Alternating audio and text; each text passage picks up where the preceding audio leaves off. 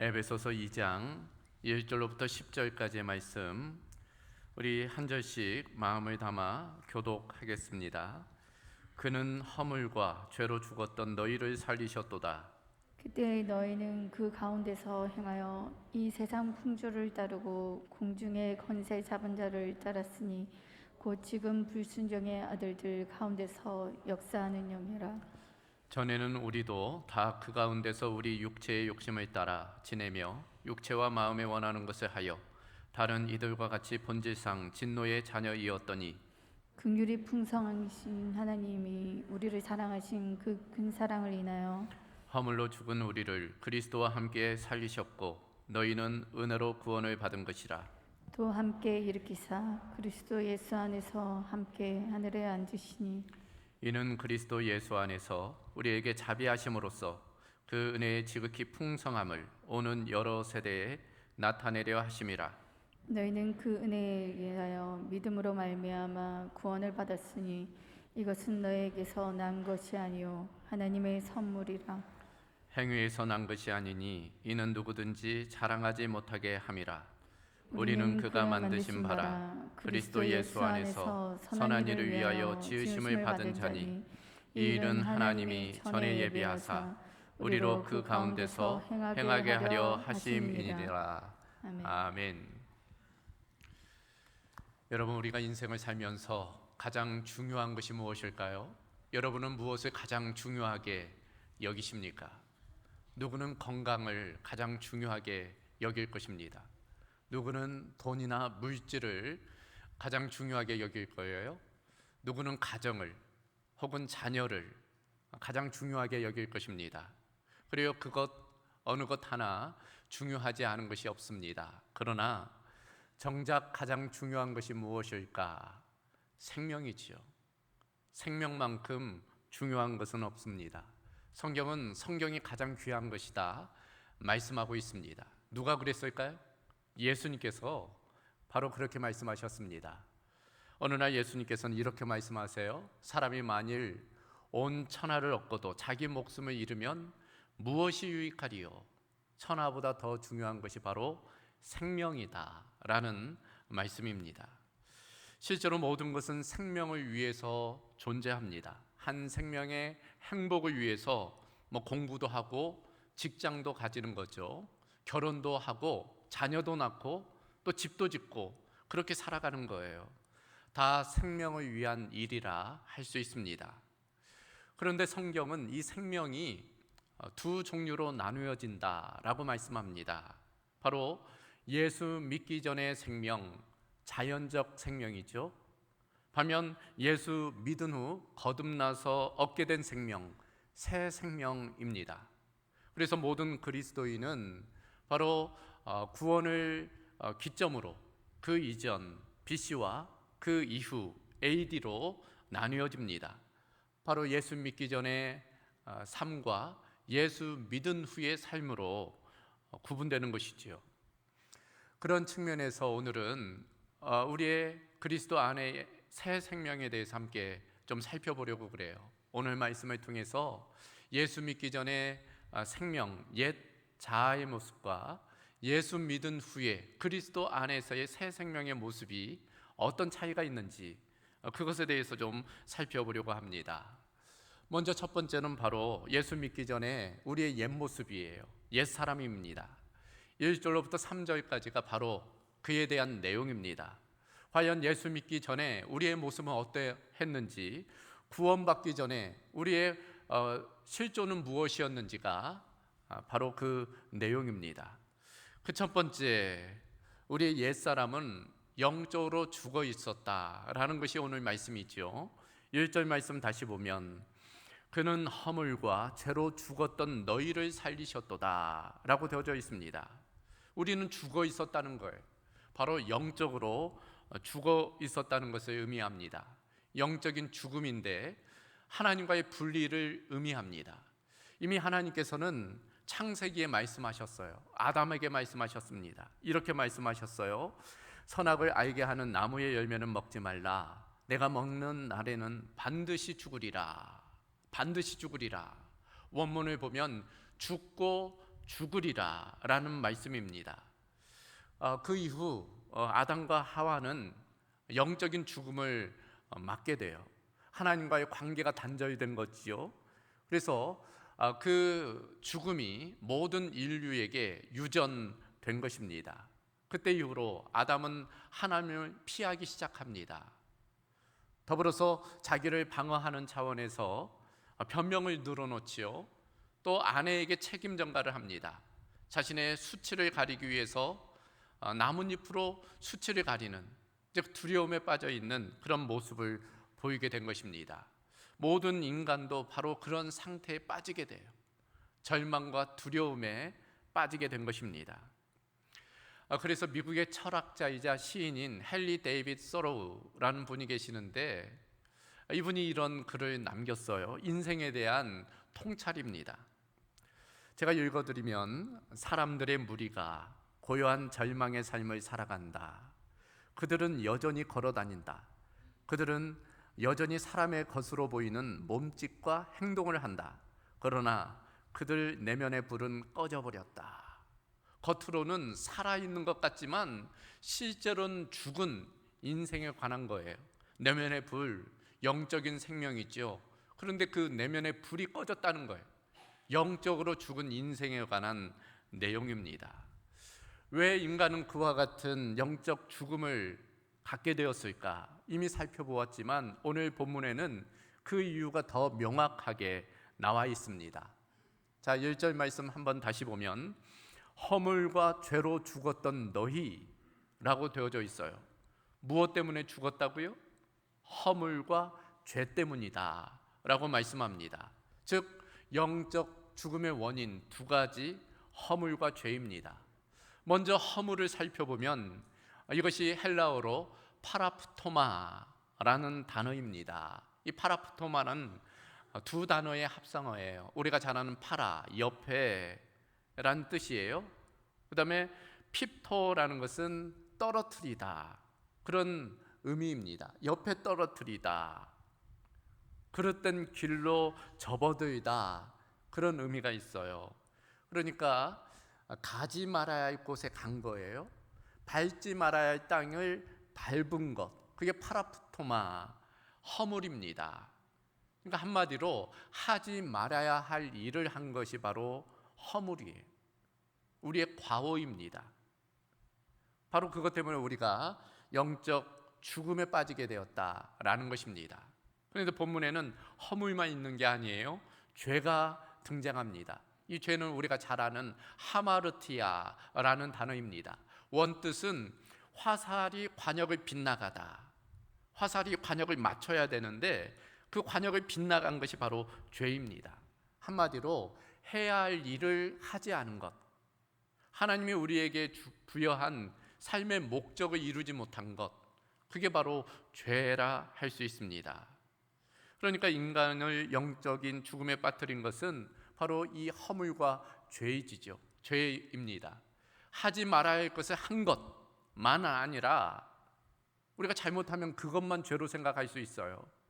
근데 그것만 아니라 해야 할 일을 하지 않은 것, 그게 바로 죄이고, 그것이 우리 인간으로 하여금 영적인 죽음에 이르게 했다라는 것이 오늘 본문의 내용이라 할 수 있습니다. 옛사람의 모습, 바로 영적인 죽음의 상태입니다. 두 번째는 우리 옛사람은 원수의 지배를 받았다는 거예요. 본문에 따르면 우리 인간의 원수 세 가지가 등장합니다. 그 첫 번째가 2절 상반절에, 그때 너희는 그 가운데서 행하여 이 세상 풍조를 따랐다라고 되어져 있는데, 바로 이 세상이 우리 영적 원수라고 할 수 있습니다. 우리를 둘러싼 환경이죠. 우리를 둘러싼 문화와 가치관입니다. 세상의 풍조, 문화, 그런 것들이에요. 그래서 바울 사도는 로마서 12장 2절에는 이렇게 이야기한 바가 있어요. 너희는 이 세대를 본받지 말라. 그 세대의 어떤 가치관들, 문화들, 그런데 그런 것들이 긍정적인 것 아니라 부정적인 것이 많단 말이죠. 세상적인 유혹입니다. 우리를 둘러싸고 있는 문화, 가치관, 세계관, 이런 것들이 우리를 호시탐탐 유혹한다는 거예요. 원수라 할 수 있습니다. 그런데 세상의 풍조만 아니라 또 다른 원수가 있다고 2절 하반절에 말씀하고 있어요. 공중 권세 잡은 자를 따랐으니 곧 지금 불순종의 아들 가운데 역사하는 영이라. 공중 권세 잡은 자, 불순종한 아들 가운데 역사하는 영, 어둠의 세력이에요. 사단의 세력, 마귀의 세력을 의미합니다. 그런 마귀가 원수로서 우리를 공격한다는 거예요. 우는 사자와 같이 그 삼킬 자를 찾는 것입니다. 우리의 원수라고 할 수 있습니다. 그런데 또 한 가지가 있다 말씀하고 있어요. 3절입니다. 3절 말씀을 보면 전에는 우리도 다 그 가운데서 우리 육체의 욕심을 따라 지내며 육체와 마음이 원하는 것을 하여, 여기 보면 육체의 욕심이 등장하죠. 육체의 소욕입니다. 그러니까 죄의 경향성이에요. 우리 인간 안에는 죄를 지으려는 죄의 경향성이라는 것이 있어요. 그것은 가르쳐 주지 않아도 너무나 잘 알아요. 우리가 아이를 키워보면 알죠. 어린 아이, 천사 같은 아이라고 할지라도 이 죄의 경향성이 있습니다. 그 마지가 둘째 우유도 빼앗고 꼬집고 그 위에 앉아버리고 막 그러잖아요. 자기중심성이에요. 인간은 가르쳐주지 않아도 그런 죄의 경향성이 있는 것입니다. 그것이 우리 옛사람의 본질이라는 거예요. 옛사람은 그런 세상의 유혹, 마귀의 공격, 육체의 소욕, 그런 원수에 사로잡힌 자들이라는 것입니다. 우리가 구원받았다고 안심해야 될까요? 그렇지 않아요. 우리가 주님 오실 때까지 계속 그런 원수와의 영적 전투를 치르는 것입니다. 여하튼 옛사람은 그런 원수들의 지배를 받은 상태임을 오늘 성경은 우리에게 일깨워 주는 것입니다. 한 가지 더, 우리의 옛사람의 모습은 어땠을까? 결국 하나님의 진노 아래에 있었다는 것입니다. 3절 하반절을 보면 다른 이들과 같이 본질상 진노의 자녀이었더니, 우리의 옛사람의 모습 본질상 진노의 자녀였다는 거예요. 거룩한 하나님 보시기에 그런 모습은 진노를 당할 수밖에 없는, 피할 수 없는 진노의 대상일 수밖에 없다는 것입니다. 영적으로 죽어 있고 원수의 지배하에 있기 때문에 결국 심판받아 마땅한 존재, 그것이 우리의 옛 자아의 모습입니다. 지금까지 살펴본 것들을 종합해 보면 우리의 옛사람, 옛 자아는 어떤 모습이었을까? 영적으로 죽어 있고 원수의 지배를 받아 하나님의 진노의 대상이었던 것이 바로 우리의 옛 자아의 정체성이라 할 수 있습니다. 자, 여기까지 들으니 여러분 마음이 어떠세요? 절망적이죠. 우울합니다. 그렇다면 어떻게 살아갈 수 있을까? 그런 의문이 들 수 있어요. 그리고 내용상 보면 절망적이에요. 그러나 우리가 우리 자신의 절망할 때 하나님께서 새로운 일을 행하세요. 하나님의 일이 시작이 되는 것입니다. 그 내용이 4절 이하에 나와 있어요. 그래서 4절 이하를 보면 그리스도 안에서 새 생명을 입은 사람들이 어떠한지를 말씀하고 있는 것입니다. 그러니까 옛 사람과는 전혀 다른 새 사람의 모습이 4절 이하에 나와 있어요. 궁금하십니까? 크게 두 가지를 말씀하고 있어요. 그 첫 번째는 영적인 생명을 얻었다. 그리스도 안에서의 새 생명, 새 사람의 모습, 영적인 생명을 얻었다는 거예요. 5절 말씀을 보면 허물로 죽은 우리를 그리스도와 함께 살리셨다 말씀하고 있어요. 말씀드렸다시피 우리의 옛 자아는 영적으로 죽은 상태였어요. 자연적인 생명은 있지만, 육체적인 생명은 있지만 영적으로는 죽은 상태였던 거죠. 그런데 하나님께서 그 허물과 죄로 죽은 우리를 다시 살리셨다는 거예요. 새 생명을 주셨다는 것입니다. 그것은 바로 영적인 생명을 의미합니다. 그렇다면 하나님께서 왜 허물과 죄로 죽은 우리를 그와 같이 다시 살리셨을까? 다른 표현으로 하면 왜 우리를 구원해 주셨을까? 왜 그러셨을까요? 오늘 본문의 그 이유가 분명하게 나와 있습니다. 그것은 바로 하나님의 사랑 때문이다. 하나님의 긍휼 때문이다. 하나님의 은혜와 자비 때문이다. 그 동기, 그 출처가 분명합니다. 그래서 4절을 보면 긍휼이 풍성하신 하나님이 우리를 사랑하신 그 큰 사랑을 인하여, 하나님의 사랑이 아니고는 설명할 수 없다는 거예요. 우리에게 근거가 있는 것이 아니라 하나님의 품성, 하나님의 성품, 그 중심에 긍휼, 사랑, 은혜, 자비, 바로 그것 때문에 우리를 구원해 주셨다는 거예요. 특별히 긍휼이라는 단어, 어떤 사람을 불쌍히 여기고 동정하는 거예요. 그런데 거기에 끝나는 것이 아닙니다. 이 긍휼이라는 단어의 원뜻은 한 걸음 더 나아가 그 사람을 구제해내는 것, 끄집어내는 것, 그게 바로 긍휼이에요. 참 안 됐다, 참 불쌍하다, 그렇게 마음으로만 동정하는 것이 아니라 실제로 그 사람의 현장에 찾아가 그 사람을 끄집어내오는 것, 그게 바로 하나님의 긍휼인 것입니다.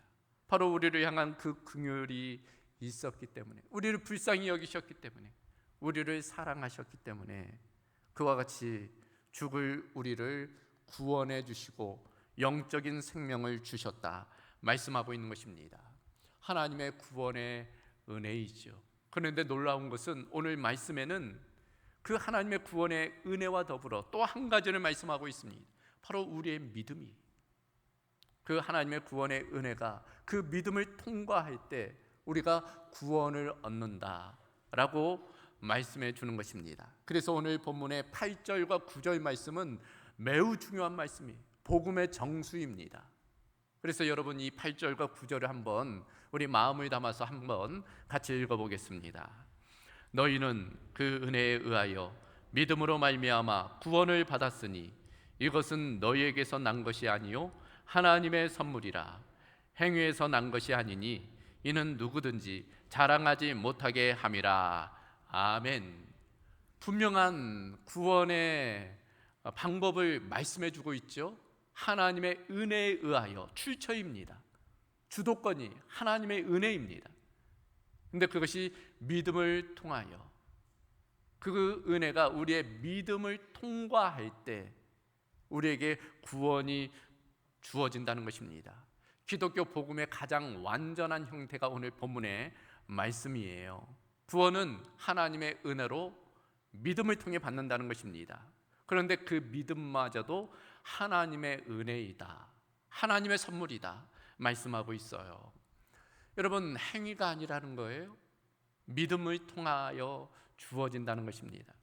이것을 제가 어느 책을 보니까 수학 공식으로 좀 풀어냈더라고요. 얼마나 단순하게 정리했는지 그걸 설명해 드리면, 여러분, 구원을 얻는데 은혜와 믿음이면 된다라고 되어져 있어요. 행위는 아니라는 거예요. 그래서 이것을 수학 공식으로 풀면 은혜와 믿음은 구원을 얻게 되는 거예요. 행위는 아니니까 행위는 빼는 겁니다. 그래서 은혜 더하기 믿음 빼기 행위는 구원입니다. 이해가 되시죠? 우리가 구원 얻는 것은 바로 그것을 통해서 얻는 거예요. 근데 여러분 수학 공식 잘 아시죠? 이 좌변에 있는 마이너스 행위를 이퀄, 등위표 우변으로 넘기면은 마이너스가 플러스로 바뀌어요. 그러면 어떻게 됩니까? 은혜 더하기 믿음은 구원이고 그 다음에 플러스 행위가 붙는 거예요. 그러니까 우리가 지난 시간 성화에 대해서 살펴보았는데, 구원을 얻는 데는 행위가 필요 없어요. 그러나 행위는 구원받은 자로서 마땅하게 행하여야 되는 것입니다. 그래서 이 수학 공식이 바로 그 구원과 성화의 과정의 가장 명확한 표현이라 할 수 있는 것입니다. 그런데 많은 사람들이 아직도 자신의 행위로 구원받으려고 하는 경우가 있어요. 타종교들이 그렇습니다. 이를테면 불교와 힌두교, 소위 고행 그 사상이 있습니다. 그러니까 득도하기 위해서, 해탈 열반하기 위해서 득도의 과정에 고행을 행해요. 어떤 분들은 평생 눕지 않고 면벽구도합니다. 잠을 누워서 자지 않아요. 그냥 앉은 상태에서 벽면만 보고 수행을 해요. 1, 2년도 아니고 평생을, 수십 년을 그렇게, 십수년을 그렇게 하는 분들이 계세요.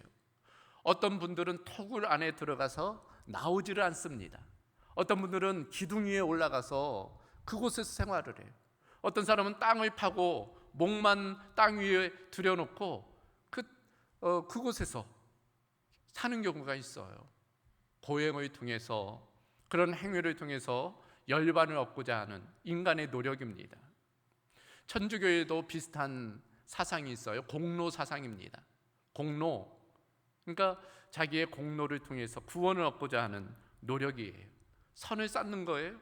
선을 행하는 것입니다. 그런 것들이 죄를 경감시킨다고 봐요. 그래서 그런 선행이 죄보다 더 많으면, 저울에 달아서 그 선행이 많아지면 구원을 얻을 수 있다는 것입니다. 그러나 그런 것들로는 구원을 얻을 수 없음이 분명해요. 성경에 그렇게 말씀하고 있기 때문입니다.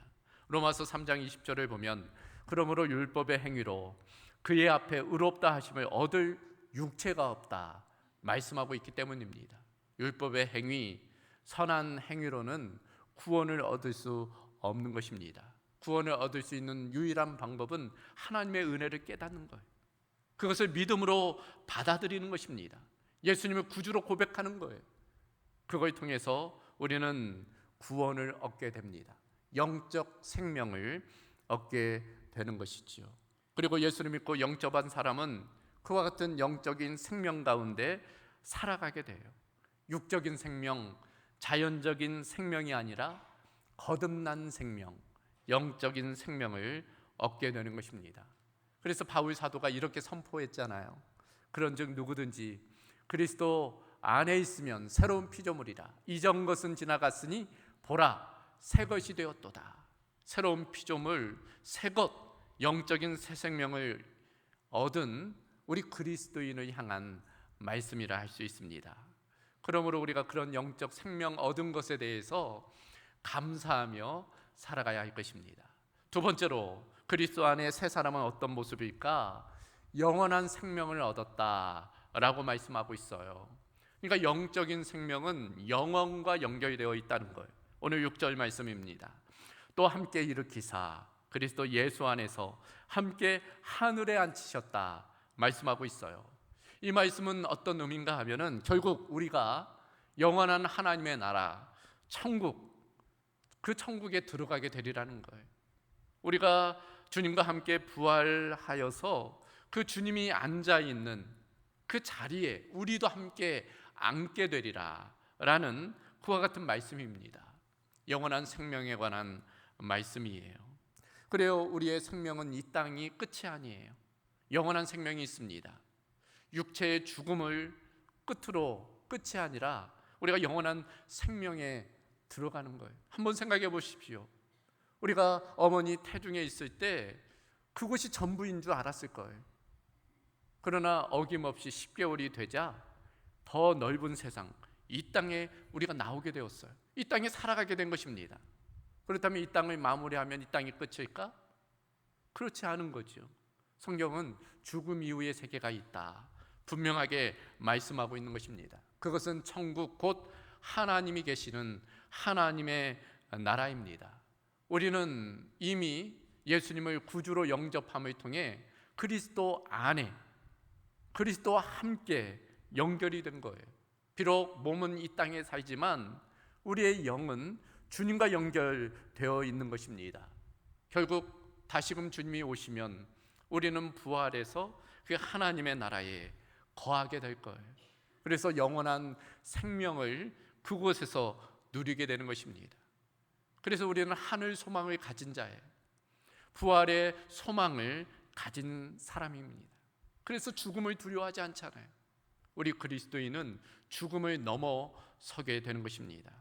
비록 육신은 이 땅에 살지만 영적으로는 하나님 안에 거하기 때문인 것입니다. 그것이 우리의 영적인 위치예요.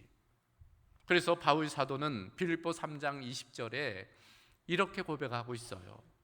그러나 우리의 시민권은 하늘에 있는지라 거기로부터 구원하는 자 곧 주 예수 그리스도를 기다리노니.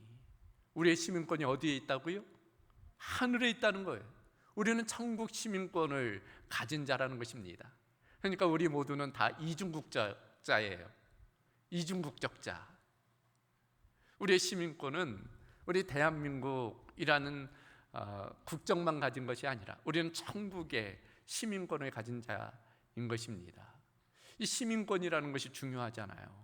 어느 나라의 국민이냐가 그 사람의 권세입니다. 로마 시대, 이 성경을 기록한 그 바울 서신의 로마 시대도 그랬잖아요. 로마의 시민권자라는 것은 권세예요. 한 번은 바울이 예루살렘에서 이제 그 군병들에게 붙잡힌 적이 있어요. 그때 바울이 이야기합니다. 나는 로마 시민권자라. 그러자 그 군인들이 깜짝 놀래. 그리고 벌벌 떱니다. 로마 시민권자가 가지는 그 권한이 있기 때문이에요. 지금도 그렇잖아요. 강대국 미국 시민권자는 권한이 많아요. 누리는 것이 많습니다. 하물며 이 땅에서의 그런 나라 시민들도 그런 권한이 있다면 하나님의 나라, 하나님의 백성으로서의 우리의 그 권위가 어떠할지 우리는 기억해야 됩니다. 하나님이 우리를 보호하시고 또 인도하시고 우리를 공급해 주시는 거예요. 언제까지? 천국에 이를 때까지. 그리고 천국에서도 마찬가지인 것입니다. 그것을 하나님께서는 창세전에 이미 계획하셨고 예수 그리스도를 통해서 십자가에서 그 일을 이루셨습니다. 그러므로 우리가 그리스도 안에서 그와 같은 영원한 생명을 얻었다는, 새 사람이 되었다는 그 사실을 우리가 기억하며 살아가야 될 거예요. 어떤 상황 가운데서도 그러므로 절망하지 말아야 됩니다. 우리에게는 영원한 소망이 있기 때문이에요. 낙심 절망하지 말고 두려워하지 말고 그리스도 안에서 소망 가운데 믿음으로 나아가야 할 것입니다. 자, 그렇다면 왜 하나님께서 우리를 그와 같이 구원해 주셨을까? 그 이유가 오늘 본문에 또 나와 있습니다. 우리를 구원하신 하나님의 목적이죠. 7절과 10절이 그 이유예요. 먼저 7절을 보면 이는 그리스도 예수 안에서 우리에게 자비하심으로써 그 은혜의 지극히 풍성함을 오는 여러 세대에 나타내려 하심이라. 그 풍성하신 은혜를 오는 여러 세대에 어떻게 하려고? 나타내려고요. 우리를 구원해 주셨다는 거예요. 우리는 먼저 택하신 이유입니다.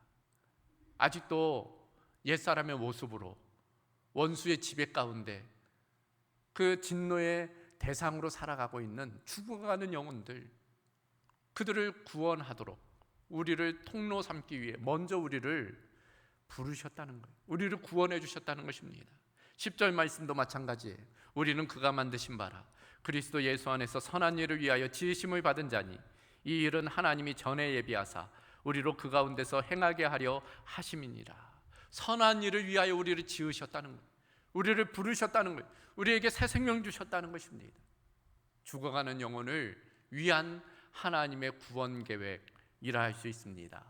이것이 바울의 주장뿐일까요? 그렇지가 않아요.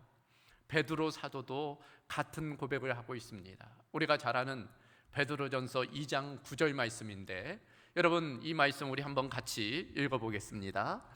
너희는 택하신 족속이요 왕같은 제사장들이요 거룩한 나라요 그의 소유가 된 백성이니 이는 너희를 어두운 데서 불러내어 그의 기이한 빛에 들어가게 하신 이의 아름다운 덕을 선포하게 하려 하심이라. 아멘. 자, 이 말씀 보면 우리의 정체성과 우리의 사명이 나와 있어요. 우리가 누구냐? 너희는 택한 족속, 왕같은 제사장, 거룩한 백성, 하나님의 소유된 백성이라는 거예요. 우리의 신분입니다. 우리의 정체성이에요. 우리를 어두운 데서 불러내셨다는 거예요. 그렇다면 왜 그렇게 하셨을까? 너희를 어두운 데서 불러내어 그의 기이한 빛에 들어가게 하신 이에, 우리는 어두운 데서 불러내서 기이한 빛으로 들어간 자라는 거예요. 그런데 그렇게 하신 이의 아름다운 덕을 선포하게 하려 하심이라. 그러니까 나만 구원받았다고 만족하며 살아갈 것이 아니라 구원받지 못한 사람들에게 그 하나님의 은혜를 전하도록 우리를 불러주셨다는 것입니다. 여러분, 그리스도인으로 살아가는 두 가지 방식이 있어요. 첫 번째는 구원받은 것에 감사하며 사는 겁니다. 물론 감사하는 거 필요해요. 문제는 자기 구원에 만족하며 그저 안주하며 사는 거예요. 구원의 방주에 오른 것에 그저 만족하며 사는 것입니다. 하나의 방식이. 그런데 또 하나의 방식이 있어요. 그것은 구원의 방주에 오른 것으로 만족하지 않고 그 밖에 있는 사람들, 죽어가는 영혼들, 그들을 안타깝게 여기고 하나님의 마음, 그 긍휼의 마음으로 손을 내밀어 그들을 구원의 방주로 올려오는 그런 방식이 있는 거예요. 여러분, 어떻게 살아가기를 원하십니까? 그저 안주하며 살기 원하십니까? 아니면 많은 죽어가는 영혼들을 구원하며 살아가기를 원하십니까? 하나님은 무엇을 원하실까요? 무르나 무하나 뻔하지요. 우리를 부르신 까닭이 하나님의 아름다운 덕을 선포하게 하려 함이라 라고 말씀하고 있기 때문인 것입니다. 그런 측면에서 우리는 그리스도 안에서 새 생명 얻은 자로서 아직도 옛 사람의 모습으로 살아가는 사람들을 구원해내며 살아가야 될 줄로 믿습니다. 그런 축복의 통로, 구원의 통로, 복음의 통로로 살아가야 할 것입니다. 자, 오늘 말씀, 예수 믿기 전에 우리 옛사람과 예수 믿은 후에 우리 새 생명의 새 사람의 모습이지요. 옛사람의 모습은 영적인 죽음 상태였어요. 원수의 지배 아래에 있었습니다. 결국 진노의 대상이었습니다. 그런데 하나님께서 우리를 긍휼히 여기셔서 예수 그리스도를 통해서 우리를 은혜로 구원해 주셨어요. 결국 우리는 영적인 생명, 영원한 생명을 얻게 되었습니다. 그러므로 우리는 그 은혜에 대해서 마땅히 하나님께 감사해야 될 거예요. 여러분, 값없는 은혜라고 하니까 우리가 그 가치를 무시할 때가 있어요. 우리는 값을 치르지 않았기 때문에 값없는 은혜입니다. 그러나 하나님 편에서는 값을 매길 수 없는 값을 치르셨어요. 아들을 희생하셨잖아요. 그만큼 우리를 사랑하신 것입니다. 그러므로 우리가 그 은혜를 안다면 마땅히 하나님께 감사하며 살아가야 될 거예요. 더불어 그 은혜를 알지 못하는 사람들에게 복음을 증거하는 증인된 삶을 살아가야 할 것입니다. 오늘 이 시간을 통해서 우리가 그 은혜에 대한 감사와 또 우리의 사명에 대한 회복이 있어야 할 것입니다. 그런 은혜가 우리 가운데 있기를 주님의 이름으로 소망합니다. 자, 이 시간 우리 함께 찬양으로 또 기도로 나아가겠습니다. 들은 말씀 기억하고 우리 함께 부를 찬양은 은혜로만 들어가네 라는 찬양입니다. 이 가사에도 나오지만 우리가 구원받은 것은 우리의 의지나 노력이 아니에요. 우리의 선행이 아닙니다. 우리가 착하게 살아서가 아니에요. 착하게 살아서 구원받을 사람은 아무도 없습니다. 여러분, 우리가 구원받은 것은 전적인 하나님의 은혜, 십자가의 그 예수님의 사랑 때문입니다. 그것을 우리가 믿음으로 응답할 때 그 구원을 우리가 누리게 되는 것입니다. 우리를 위한 그 하나님의 사랑에 이 시간 감사할 수 있기를 바랍니다. 예수님의 그 희생에 여러분 감격하며 기쁨으로 고백할 수 있기를 바랍니다. 더불어서 그것을 알지 못하는 사람들에게 우리가 증인된 삶을 살아갈 것을 결단하시기를 바랍니다. 이 시간 찬양 가운데 또 역사하시는 하나님의 임재가 우리 모두 가운데 있기를 소망합니다. 은혜로만 들어가네, 은혜로만 들어가네, 은혜로만 선다네. 우리의 노력이 아니 어린 양의 보혈로 그분의 임재 가운데 오라 하시네. 우리를 부르신 그곳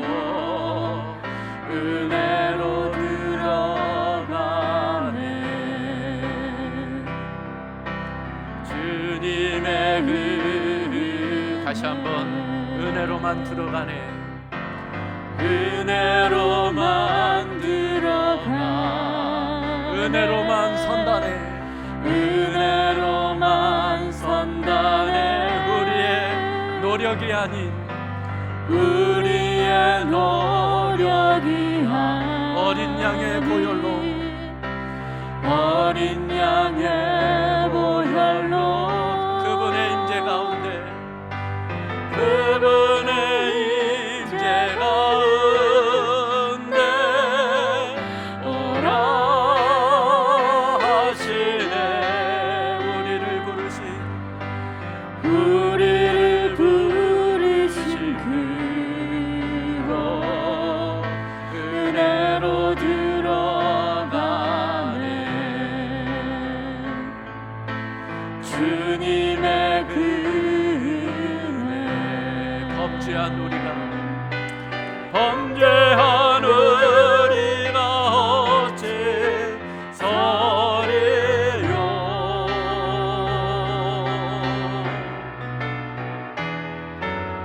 어린 양의 보혈로 깨끗게 하시네 범죄한 우리가 어찌 서리요.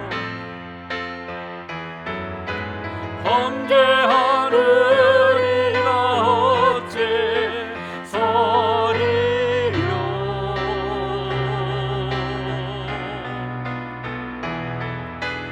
어린 양의 보혈로 깨끗게 하시네 은혜로만 들어가네. 은혜로만 들어가네 은혜로만 선다네 우리의 노력이 아닌 어린 양의 보혈로 그분의 임재 가운데 오라 하시네 우리를 부르신 그곳 은혜로 들어가네 주님의 그 은혜 주님의 그 은혜 주님의 그 은혜 자, 이 시간 우리 함께 기도하겠습니다. 오늘 주신 말씀 우리가 예수 믿기 전의 모습과 예수 믿은 후에 변화된 모습에 관한 것입니다. 마땅히 허물과 죄로 인해 죽을 수밖에 없는 존재였지만 원수의 지배 아래에 있고 또 진노의 대상으로 살아갈 수밖에 없는 우리였지만 하나님께서 그 은혜로 십자가의 그 사랑으로 우리를 구원해 주셨습니다. 결국 우리에게 영적인 생명, 영원한 생명을 얻게 하여 주셨습니다. 여러분, 그것은 우리의 노력이나 의지가 아닙니다. 우리의 선행의 결과가 아닙니다. 전적인 하나님의 은혜입니다. 여러분, 그 은혜가 우리 가운데 풍성한 줄로 믿습니다. 지금도 우리를 초대하십니다. 아직도 그 은혜 가운데 머물지 못하고 있다면 그 은혜를 여러분 받으시기를 바랍니다. 여러분, 어려운 것도 아니고 여러분 나쁜 것도 아닌데 그 은혜를 받지 못할 이유가 없습니다.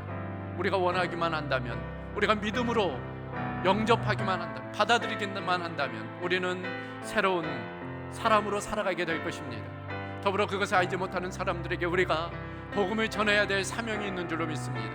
그저 나 자신만 구원받았다는 것으로 만족하며 살아갈 것이 아니라 죽어가는 영혼, 그들의 손을 내밀고 그들을 생명으로, 어둠에서 빛으로, 사망에서 생명으로 옮겨야 될 줄로 믿습니다. 추석 명절 맞아 사랑하는 가족들을 만날 때 그런 마음으로 다가가시고 또 사랑을 전하는 우리 모두가 되어야 할 것입니다. 이 시간 우리 한 목소리로 은혜에 대한 감사와 또한 우리가 사명을 일깨우며 함께 기도하도록 하겠습니다. 감사하신 아버지 하나님, 오늘 주신 말씀을 통해서 우리가 옛사람의 모습이 어떠했고 우리가 새사람의 모습이 어떠한지 일깨워 주심을 감사합니다. 그리스도 안에서 새 생명 얻은 자로서 우리가 마땅히 그에 부합한 삶을 살아가도록 인도하여 주시옵소서. 날마다 우리의 입술에 감사와 찬양이 넘치게 하여 주시길 원하옵나이다. 구원받은 감격이 우리 가운데 사라져 있을 때가 많이 있음을 고백합니다. 다시금 구원받은 감격이, 그리스도에 대한 첫사랑이 우리 안에 회복되게 하여 주시옵소서. 주께서는 우리를 위하여 아낌없이 그 십자가에서 피를 흘리셨음에도 불구하고 우리가 그 은혜를 가볍게 여기며 살아갔음을 용서하여 주시옵시며, 그 은혜를 받은 자로서 마땅히 새 사람으로서의 합당한 삶을 살아가도록 인도하여 주시옵소서. 더불어 믿지 않는 자들, 아직도 하나님의 그 사랑과 은혜를 깨닫지 못한 자들에게 우리가 손을 내밀어 그 하나님의 은혜 가운데로 인도하는 은혜가 있게 하여 주시기를 원하옵나이다. 구원의 통로, 또 축복의 통로, 은혜의 통로로서의 삶이 될 수 있도록 주님 우리를 사용하여 주시옵소서. 우리를 복음의 도구로 사용하여 주시옵소서. 우리가 입술을 열어 복음을 증거하게 하시며 삶을 통하여 하나님의 영광을 나타내며 살아갈 수 있도록 주님 역사하여 주시옵소서. 감사하신 아버지 하나님, 허물과 죄로 인하여 마땅히 죽을 수밖에 없는 죄를, 우리 인생을 긍휼히 여기시고 예수 그리스도의 십자가의 그 사랑과 은혜를 통해 구원하여 주신 은혜에 감사를 드립니다. 우리가 구원받은 자로서 마땅히 그 구원의 감격을 누리며 감사하며 살아가야 함에도 불구하고 때로 그 첫사랑을 잃어버리고 하나님의 그 은혜를 잃어버리고 살아갈 때가 많이 있었음을 고백합니다. 용서하여 주시옵시고 다시금 구원의 감격, 그리스도에 대한 첫사랑이 회복되게 하여 주시고, 더불어 아직도 그 사랑을 알지 못하는 자들에게 복음을 증거하는 축복의 통로, 은혜의 통로, 구원의 통로로서의 삶이 되게 하여 주시옵소서. 모든 것 주께 엇딱하오며 우리 주 예수 그리스도의 이름으로 기도하옵나이다. 아멘.